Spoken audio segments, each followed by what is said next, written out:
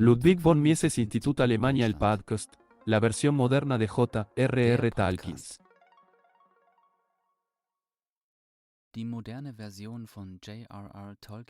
Un anillo para esclavizarlos a todos, una moneda mundial de propiedad estatal por Thorsten Polite. Una cosa, la historia humana se puede ver desde muchos ángulos.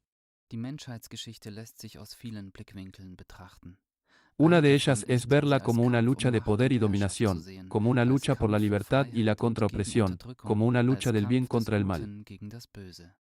Así lo vio Karl Marx y Ludwig von Mises también lo juzgó de manera similar. Mises escribió, cita, «La historia de Occidente desde la época de la polis griega hasta la resistencia actual al socialismo es esencialmente la historia de la lucha por la libertad contra las invasiones de los titulares».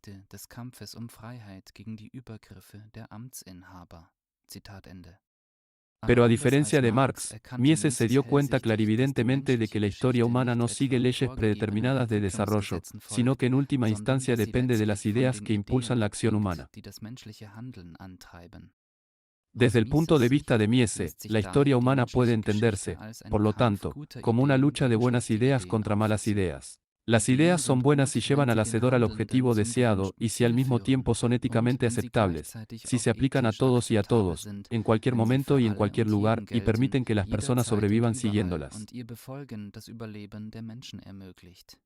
Las malas ideas son aquellas que no conducen al hacedor a su objetivo y no son éticas. Una buena idea, por ejemplo, es que las personas que distinguen entre las mías y las tuyas entablen voluntariamente relaciones de intercambio entre ellas. Las malas ideas son engañar, robar. Especialmente las malas ideas son malas ideas, ideas a través de las cuales quien las difunde daña deliberadamente a los demás. Las ideas malvadas deben ser dirigidas, por ejemplo, a usar el asalto, el asesinato, la tiranía para lograr los objetivos de uno. J.R.R. Tolkien ha erigido un monumento literario a la épica batalla entre el bien y el mal en El Señor de los Anillos. Se publicó su novela de fantasía 1953-54. Un éxito mundial, sobre todo debido a la trilogía de largometrajes, que se transmitió de 2000 Days a 2000 Days. ¿Qué está pasando en El Señor de los Anillos? En la primera edad, el malvado Sauron, el demonio, el horror abominable, el nigromante, forjó a los elfos. Hacer anillos de poder. 3 anillos para los reyes elfos en lo alto de la luz, 7 para los gobernantes enanos en sus salones de piedra. Los mortales están condenados a muerte eternamente. 9 de una clase, al Señor oscuro en un trono oscuro en la tierra de Mordor, donde las sombras amenazan con esclavizarlos con un anillo, encontrarlos a todos, conducirlos a la oscuridad y atarlos para siempre. En la tierra de Mordor, donde las sombras amenazan. Pero Sauron forja en secreto un anillo adicional, en el que pone toda su oscuridad y crueldad, y que domina todos los anillos. Cuando Sauron se pone el anillo maestro, puede leer los pensamientos de todos los que usan uno de los otros anillos y dirigir sus destinos. Los elfos reconocen el plan oscuro y esconden sus 3 anillos. Los 7 anillos de los enanos también pierden su objetivo de subyugar a sus portadores. Pero los 9 anillos de las personas muestran efecto. Sauron esclaviza a 9 reyes humanos, que a partir de ahora los sirven, pero luego en la tercera edad. En la batalla frente a la montaña del destino, Isildur, el hijo mayor del rey Elendil, corta el dedo anular de Sauron con un golpe de espada.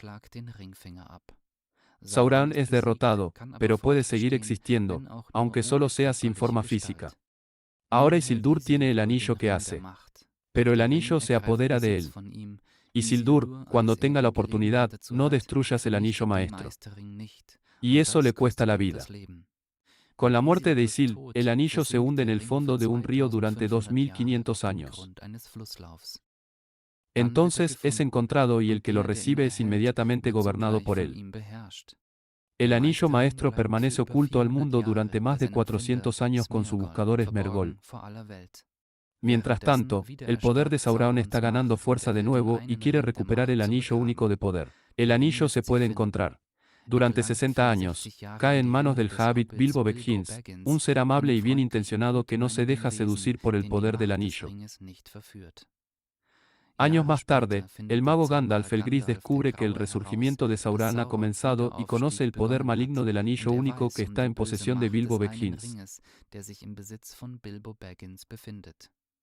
Gandalf sabe que solo hay una forma de derrotar al mal.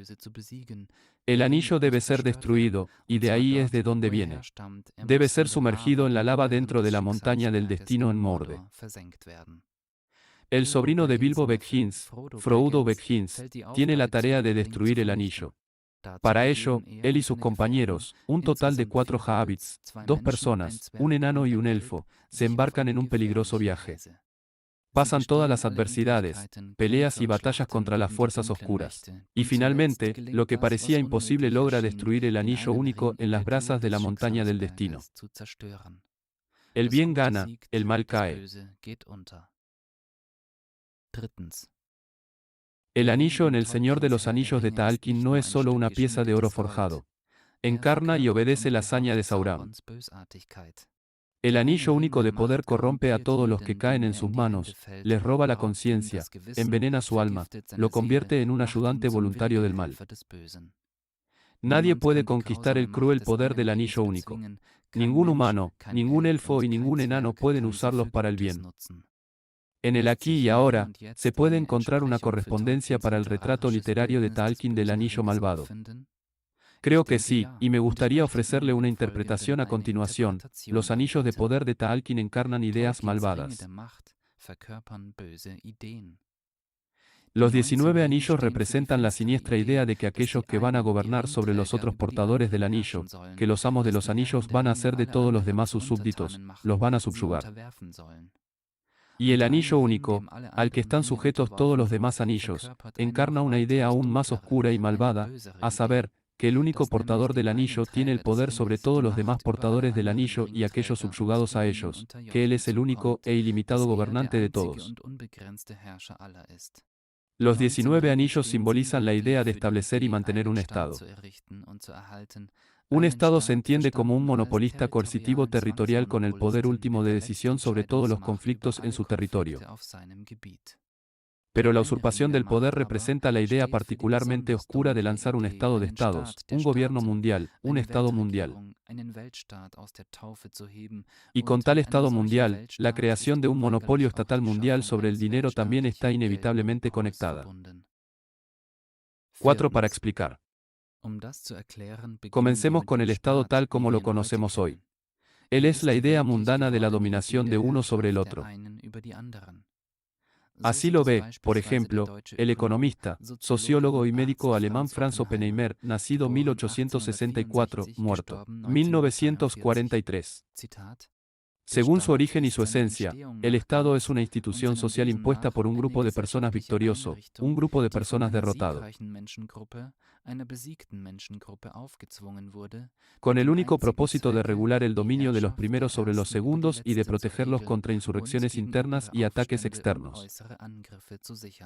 Y la regla no tenía otra intención final que la explotación económica de los vencidos por los vencedores. De manera similar, Joseph Stalin también definió el Estado. El Estado es una máquina en manos de la clase dominante para suprimir la resistencia de sus oponentes de clase. El Estado moderno tal como lo conocemos hoy. En el mundo occidental, el uso de la coerción y la violencia ya no es tan obvio como muchos de sus formatos predecesores temporales. Pero él, también, se basa en la coerción y la violencia, se afirma a sí mismo. A través de ellos, la sociedad se divide en gobernantes y gobernados. ¿Cómo logra el Estado crear y preservar una sociedad de dos clases de gobernantes y gobernados? En El Señor de los Anillos de Tolkien, 9 hombres querían que todos ellos tuvieran poder sobre los demás, por lo que se convirtieron en portadores de los anillos, y por lo tanto estaban inevitablemente vinculados al anillo de poder de Sauron. Muy similares son las consecuencias de la idea de Estado. Para ganar y expandir el poder, la idea del Estado seduce a sus seguidores para que hagan todo lo posible. Propaganda, zanahoria y palo, miedo y terror. El Estado es tan susurrada al oído de la gente. Bueno, necesario, indispensable. Sin él, no es posible que las personas vivan juntas de manera civilizada. La mayoría de la gente sucumbe a esta insinuación y el Estado tiene rienda suelta para penetrar en todas las esferas económicas y sociales. Educación, jardín de infantes, escuela, universidad, transporte, medios de comunicación, salud, pensiones, derecho, seguridad, dinero y crédito, medio ambiente, por lo tanto, puede expandir su poder. El Estado recompensa a sus seguidores con trabajos, pedidos y pagos de transferencias. Los que se oponen a él acaban en la cárcel o pierden su existencia, su vida. El Estado propaga el miedo y el terror para hacer a la gente dócil. Porque las personas que tienen miedo pueden ser controladas, especialmente si han sido puestas en la creencia de que el Estado las protegerá. Sus actuales traficantes de miedo son especulaciones sobre los cambios climáticos y el curso de las oleadas de enfermedades. El Estado sabe cómo usarlos inteligentemente por su omnipotencia. Destruye la economía, cobra libertades civiles y empresariales.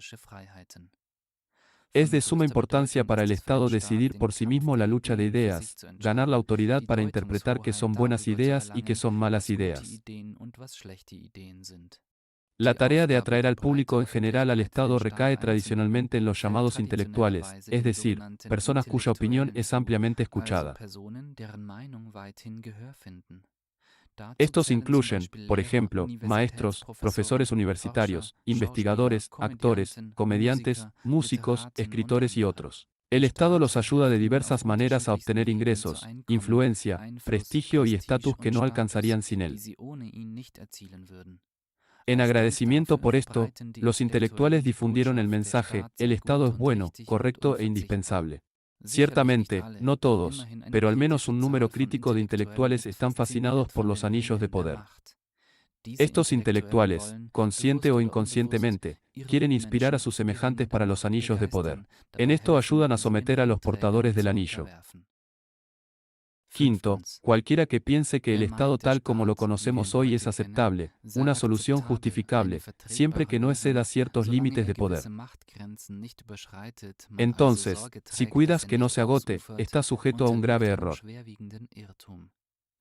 Así como el anillo único de poder quiere encontrar a su amo y amo de nuevo, así un Estado inicialmente limitado inevitablemente lucha por su punto final lógico a la omnipotencia. El Estado tal como lo conocemos hoy en día está presionando por la expansión tanto interna como externamente. Orwell escribió que el objeto del poder es el poder. Hans Hermann Hoppe, todo estado mínimo tiende a convertirse en un estado máximo. Internamente, el Estado se está expandiendo a través del aumento de los impuestos, a través de todo tipo de intervenciones en la vida económica y social, a través de más y más restricciones y prohibiciones, leyes, regulaciones, impuestos. Para el mundo exterior, el Estado más fuerte en términos económicos y militares buscará expandir su esfera de influencia. En la forma más primitiva, esto se hace a través de campañas agresivas de conquista en una forma sofisticada a través del dominio político, ideológico. En las últimas décadas, este último ha tomado la forma de socialismo democrático en el mundo occidental. Para decirlo sin rodeos, el socialismo democrático se reduce a permitir y hacer lo que la mayoría quiere. Bajo el socialismo democrático, las personas ya no luchan por liberarse de la dominación, sino por participar en la dominación. La consecuencia no es defender y hacer retroceder al Estado tal como lo conocemos hoy, sino organizarlo y cooperar con él. Todos los estados ahora están tirando en la misma dirección.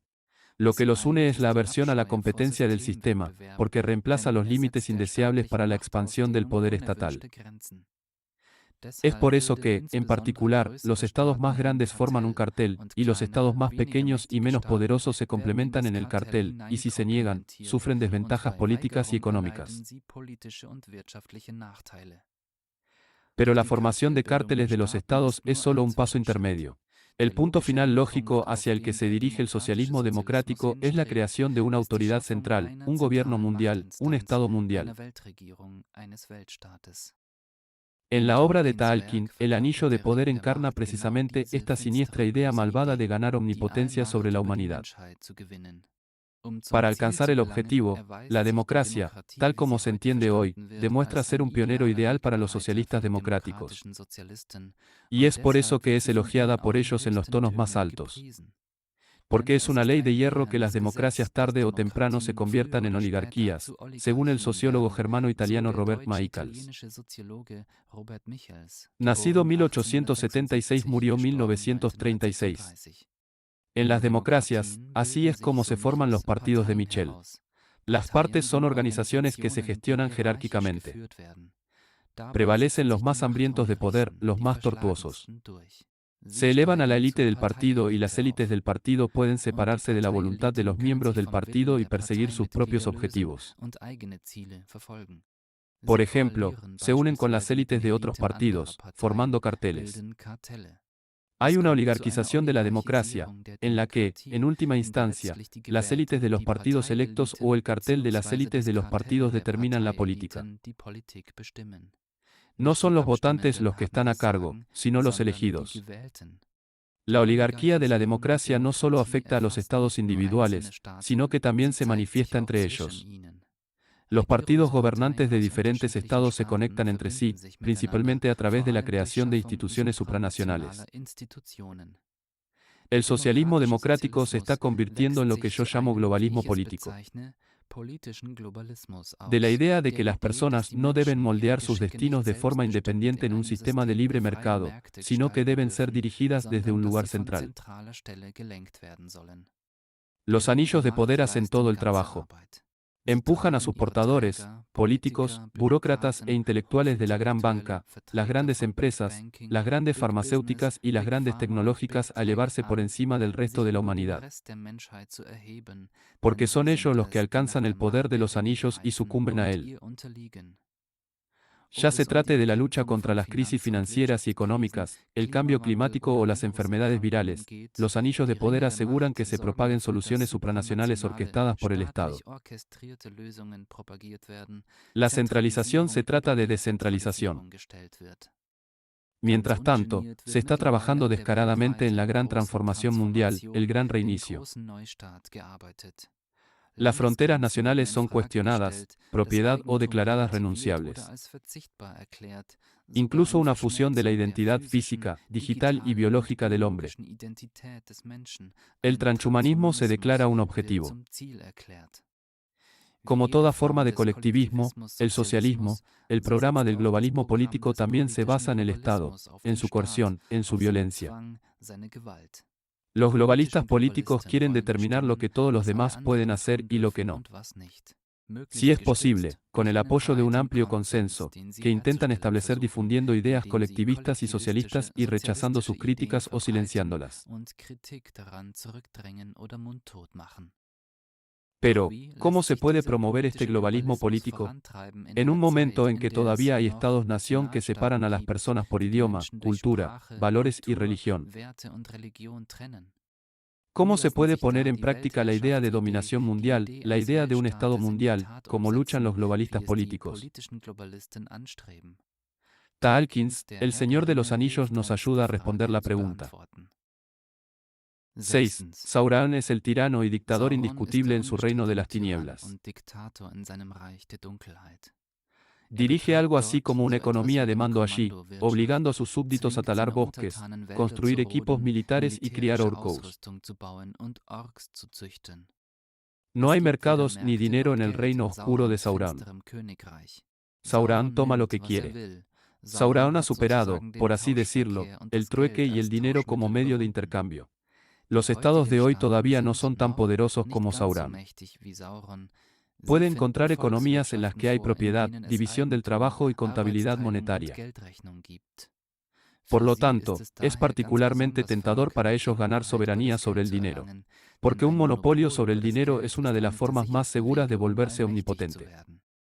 Por lo tanto, no es sorprendente que el Estado, tal como lo conocemos hoy, se haya hecho cargo de la producción de dinero y que también haya reemplazado el dinero de las mercancías con su propio dinero fiduciario.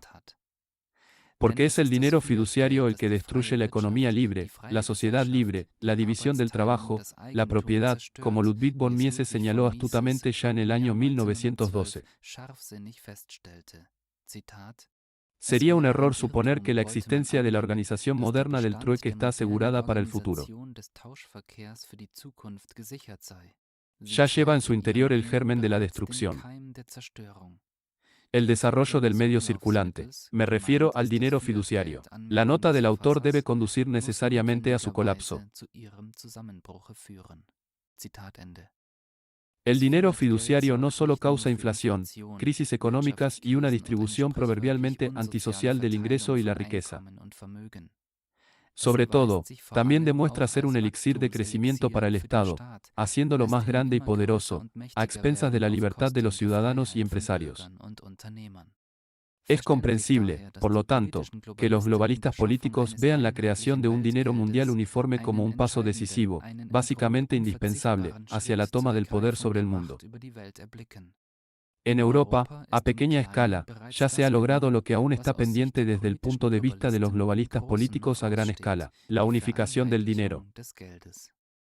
1999, 11 Estados-nación europeos abandonaron sus monedas, las fusionaron en una moneda única, que es producida por una instancia supranacional del Banco Central Europeo, el BCE.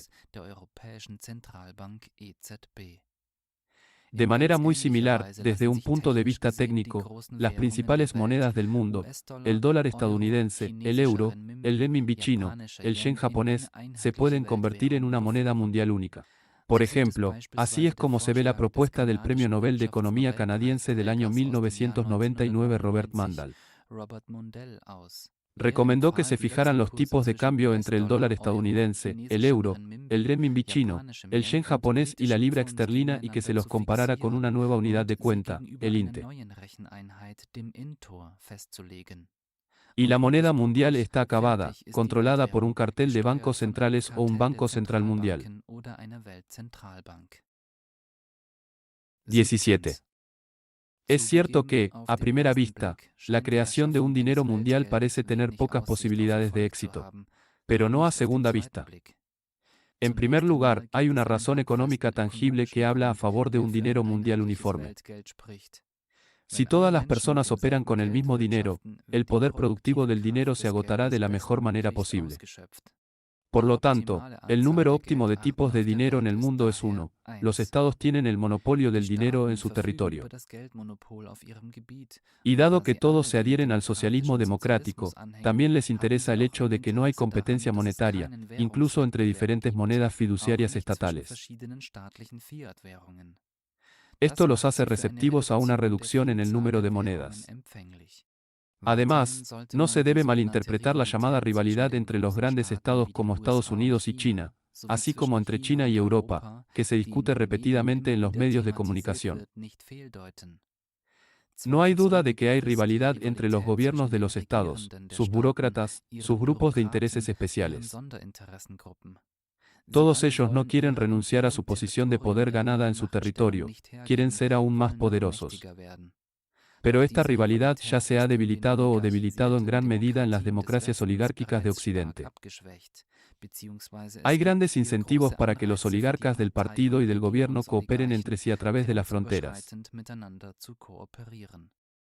Básicamente, Occidente, con su socialismo democrático, se ha estado moviendo hacia un régimen comunista durante mucho tiempo. También se podría decir que la chinarización del mundo occidental está en pleno apogeo. El manejo del mundo occidental de los confinamientos por coronavirus, privación de derechos y libertades fundamentales. El plan para un certificado de vacunación digital, etc., muestra claramente hacia dónde se dirige el viaje hacia el Estado autoempoderado, que de facto está fuera del control de los votantes, como siempre ha sido el caso en China. Desde este punto de vista, no se trata de si, sino de cuándo, hasta que el mundo occidental haga causa común con la China comunista no solo en el tema de la salud, sino también en el tema de la moneda. Probablemente no sea una coincidencia que China haya presionado para que el renminbi chino se incluya en los derechos especiales de giro del Fondo Monetario Internacional FMI. Y esto ya lo decidió el FMI en noviembre de 2015, 8 para poner en práctica las fantasías de omnipotencia del Estado moderno, sus bancos centrales están trabajando en la emisión de dinero digital del Banco Central, que probablemente resultará ser un catalizador para la creación de un dinero mundial.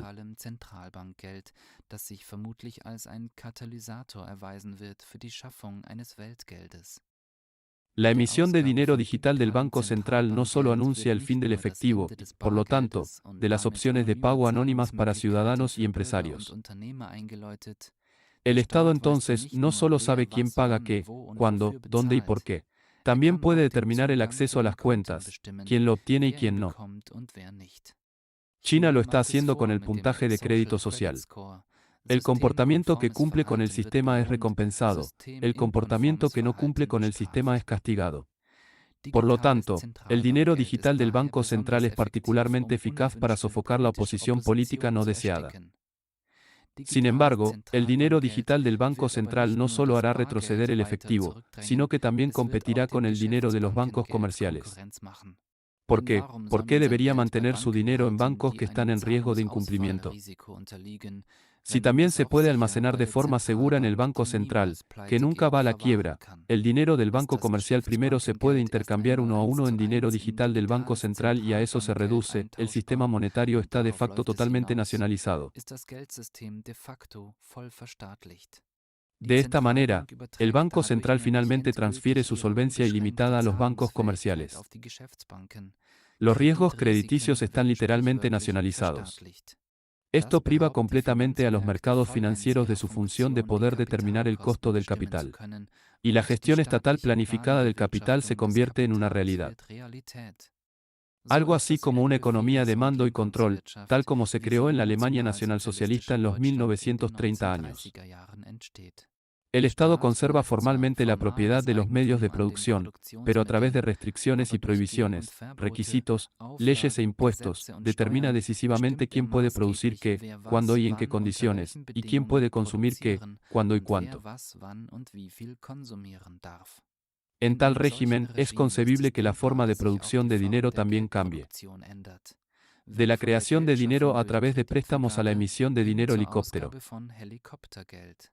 Esto significa que el Banco Central o la póliza determinan quién recibe cuánto dinero nuevo y cuándo.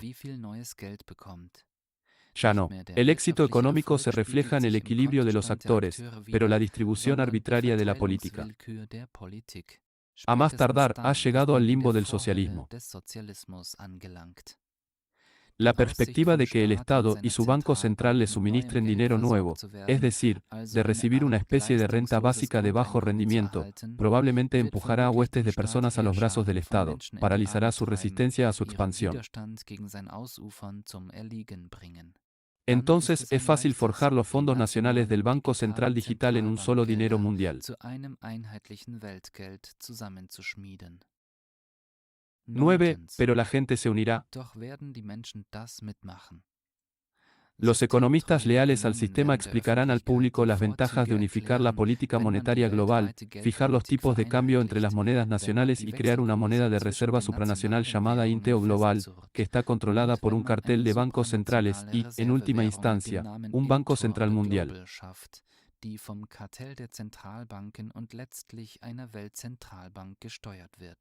La criatura de dinero que surge de esto, por supuesto, será un dinero fiduciario mundial. No hay dinero de productos básicos del mundo. Un dinero fiduciario mundial no solo tendrá todos los defectos económicos y éticos que el dinero fiduciario nacional también sufre. Un dinero fiduciario mundial también potencia los males provocados por el dinero fiduciario nacional. La puerta está abierta al abuso con la inflación. Después de todo, ya nadie puede cambiar a otra moneda. Especialmente los estados se benefician. Puede obtener préstamos preferenciales en cualquier momento si sigue las reglas establecidas por el Banco Central Mundial y los intereses especiales que lo dirigen. Esto crea el incentivo para que los estados nacionales o sus élites partidarias y gubernamentales cedan derechos de soberanía y se sometan a normas supranacionales, por ejemplo, en la fijación de impuestos y la regulación de los mercados financieros. Y este es exactamente el camino hacia el gobierno mundial en el Estado mundial, que allana el camino para el dinero en un fiat mundial. Por cierto, esto ya está sucediendo a pequeña escala en la zona del euro. No era el Estado unitario que había al principio, al que siguió la introducción del euro. Era exactamente lo contrario. Primero vino el euro, que se suponía que debía hacer cumplir el superestado del euro. Es probable que la emisión de dinero digital del Banco Central en particular sea un paso decisivo para lanzar una distopía sombría, el todopoderoso Estado mundial con su propia moneda fiduciaria. La idea de un dinero fiduciario mundial, que un anillo, el anillo de los anillos, está presionando implacablemente, conduce al totalitarismo, que eclipsará las posibilidades de control y dominación que tenían Joseph Stalin, Adolf Hitler, Mao Zedong, Pol Pot y otros matarifes.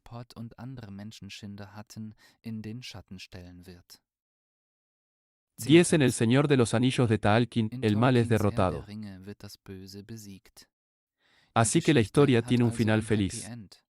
Desafortunadamente, no será tan fácil en nuestro mundo. Si las ideas de tolerar a un Estado como lo conocemos hoy, de cooperar con él, de darle soberanía al Estado sobre el dinero, de aceptar su dinero fiduciario, están ahora profundamente arraigadas en la mente de la mayoría de las personas, pueden eliminarse, ya que los compañeros lograron destruir el anillo único. Lassen sich diese aus der Welt schaffen, wie es den Gefährten gelungen ist, den einen Ring zu zerstören? Las adversidades son grandes. Uno podría volverse pesimista, porque ¿de dónde deberían venir las fuerzas que iluminan a las personas sobre el mal que la idea del Estado tal como lo conocemos hoy trae a la humanidad? Cuando en el jardín de infantes, la escuela y la universidad, que están en gran parte en manos del Estado, las enseñanzas del colectivismo, el socialismo, el marxismo se transmiten sistemáticamente en la mente de las personas, cuando las enseñanzas de la libertad, el libre mercado y la sociedad libre, el capitalismo, apenas o no se transmiten en absoluto. ¿Quién explica a la gente que incluso un estado mínimo se convierte en un estado máximo, que los bancos centrales conducen la monopolización del dinero estatal, el dinero fiduciario a la tiranía de un estado mundial con su propio dinero mundial? Pero hay buenas razones para no caer en el pesimismo. Los que creen en Jesucristo pueden esperar que Dios no nos defraudará. Incluso si no ves la solución, puedes confiar en Dios. Incluso en la noche más oscura, una luz brillante viene de alguna parte. O recuerda la etapa de iluminación a los 18 años. Harundert. El filósofo de Königsberg Immanuel Kant, nacido 1724, murió. 1804 explicaron a las personas que tienen una razón autónoma, que tienen derecho a llevar su vida bajo su propia responsabilidad y que pueden llevarla de acuerdo con reglas autoimpuestas que determinan con razones razonables.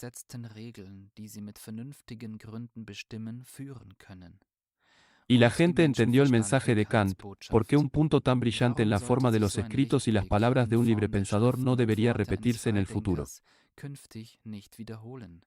O el hecho de que las personas no necesariamente aprendan de las malas experiencias no significa que no sacarán las conclusiones correctas en algún momento. Por lo tanto, a pesar de la situación indudablemente oscura en la que nos encontramos, no se debe trivializar precipitadamente la posibilidad de que las personas quieran y recuperen su libertad. Incluso si actualmente no vemos esto con nuestra imaginación limitada. El Señor de los Anillos nos enseña que no hay que renunciar a la esperanza de un mundo mejor. Por oscura y desesperada que parezca la situación, el mal puede ser derrotado y, en última instancia, lo será. Y no transmitido por la masa de personas, sino por individuos, por personas individuales. Las condiciones en el mundo de hoy se encuentran entre los pensadores que pueden derrotar al mal y ayudar al bien a abrirse paso. Ludwig von Mises, Mary Rothbard y Hans Hermann Haapel y todos aquellos que siguen sus enseñanzas y las difunden sin miedo, por hablar en las imágenes del Señor de los Anillos de Tolkien.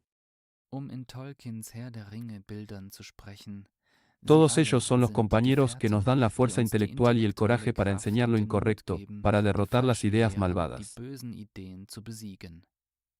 No sé si Ludwig von Mises conocía el Señor de los Anillos de Tolkien.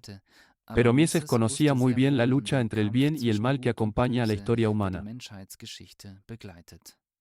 Sepa eso. Esta lucha incluso fue moldeada por la máxima de vida de Mises, que tomó del verso del poeta romano y poeta épico Virgilio.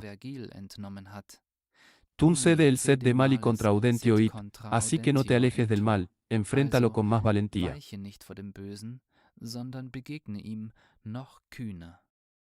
Me gustaría cerrar mi presentación con una cita de Samwise Gamgee, el fiel amigo y compañero de Frodo Bolsón en El Señor de los Anillos. Cuando la situación parece desesperada, Sam le dice a Frodo: hay algo bueno en este mundo. El señor Frodo y vale la pena luchar por él. Si queremos luchar por el bien en este mundo, sabemos lo que tenemos que hacer, luchar por la propiedad y la libertad y contra la oscuridad que el Estado tal como lo conocemos hoy quiere traernos, especialmente con su dinero.